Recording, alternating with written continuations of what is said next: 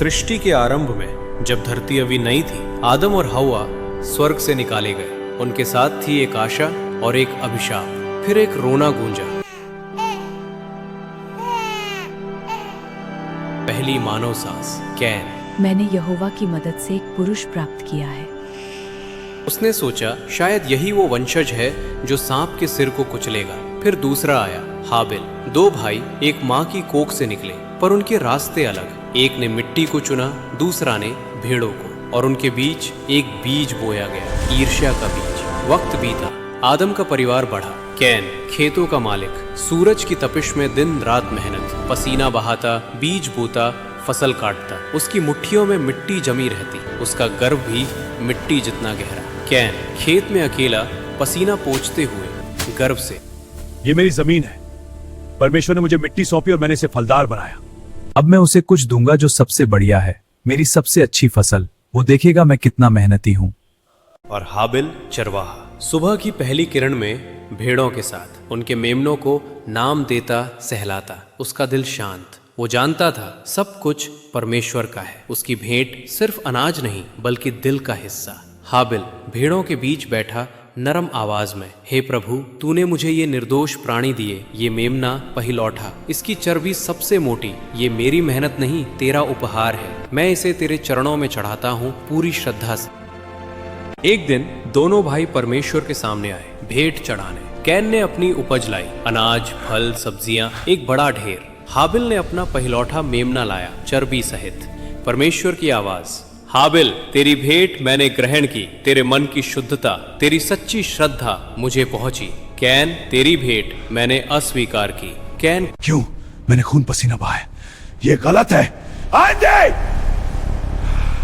Can का चेहरा उतर गया, आंखें लाल, मुट्ठियां कस गई। ईर्ष्या ने उसके दिल को आग लगा दी। वो घर लौटा चुप, पर अंदर तूफान। कैन मेरा बेटा, तुम चिंतित लग रहे हो। क्या तुम मुझे बताओगे क्या परेशान कर रहा है? आदम बेटा, क्या हुआ? तेरी आंखें क्यों नीची हैं? परमेश्वर ने भेंट क्यों नहीं ली? कुछ नहीं पिता, बस थक गया हूँ। कैन मेरे बच्चे, मुझे तुम्हारी चिंता होती है। क्या तुम ठीक हो? हव्वा, कैन, हम सब एक हैं। परमेश्वर का मन समझो। शायद दिल से देना जरूरी है, सिर्फ मेहनत से नहीं। कैन, दिल? क्या मेरे पास दिल नहीं? मैंने सब कुछ दिया, फिर भी ठुकराया गया। और हाबिल, वो बस भेड़े चराता है और चमकता है। नहीं, ये सहन नहीं होगा। कैन, क्यों तू क्रोधित है? क्यों तेरी आंखें नीची पड़ गई हैं? अगर तू अच्छाई करेगा तो क्या तेरा मन ऊंचा नहीं होगा? पर अगर तू बुराई की राह चुनेगा तो पाप दरवाजे पर बैठा है। वह तुझ पर राज करना चाहता है, पर तू उस पर राज कर। राज? मैं किसी पर राज नहीं करूंगा, ना पाप पर, ना हाबिल पर। क्यों? पर वो मेरा छोटा भाई मेरे सामने क्यों चमकेगा? क्यों उसकी भेंट मेरी भेंट से बेहतर? नहीं, ये रुकना चाहिए। भाई हाबिल, आज मेरे साथ खेत चल, कुछ बात करनी है, शायद कुछ समझौता हो सके। ठीक है भैया, मैं तैयार हूं, तुम जो कहोगे सुनूंगा। हम भाई है ना?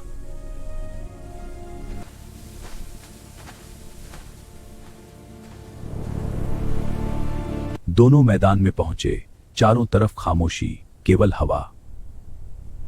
तूने मुझे बर्बाद कर दिया हाबिल, तेरी वजह से परमेश्वर ने मुझे ठुकराया। तेरी भेड़ें, तेरी चर्बी क्यों मेरे अनाज से बेहतर? भैया मैंने कुछ नहीं किया, मैंने तो बस अपना सर्वश्रेष्ठ दिया जैसे पिता ने सिखाया। ईर्ष्या क्यों? हम एक परिवार हैं। बस कर, तेरी ये बातें मुझे जलाती हैं। तू हमेशा अच्छा, मैं हमेशा कम। नहीं! और एक पल में कैन ने पत्थर उठाया। हाबिल की आंखों में आश्चर्य, दर्द, विश्वासघात। भैया, हाबिल की आखिरी फुसफुसाहट। और एक ही बार पहला कत्ल। पहला भाई का खून धरती पर गिरा। धरती ने उसे सोख लिया और पुकार उठी। हाबिल गिर पड़ा, उसका खून जमीन में समाया और चीखा। परमेश्वर की आवाज, कैन, तेरा भाई हाबिल कहाँ है? कैन, मुझे क्या पता, क्या मैं उसका रखवाला हूँ? परमेश्वर, कैन, तूने क्या किया? तेरे भाई का लहू धरती से मुझे पुकार रहा है। अब तू अभिशप्त है, जमीन तेरे लिए फिर कभी फसल नहीं उगाएगी। तू भटकेगा निर्वासित धरती पर मेरी उपस्थिति से दूर। कैन, मेरा दंड बहुत भारी है। तूने मुझे धरती से निकाल दिया, मैं तेरी नजरों से छिप जाऊंगा। जो मुझे पाएगा वो मुझे मार डालेगा। परमेश्वर, नहीं कैन, जो कोई तुझे मारेगा उसे 7 गुना बदला मिलेगा। और परमेश्वर ने कैन पर एक चिन्ह लगाया, रक्षा का चिन्ह। ये मनुष्य मेरा है, उसे मत छूना। कैन चला गया यहोवा की उपस्थिति से दूर, नोड की भूमि में भटकता हुआ। वहां उसने एक शहर बसाया, अपनी संतानों को सभ्यता दी, संगीत, धातु, औजार, पर उसका दिल हमेशा खाली रहा।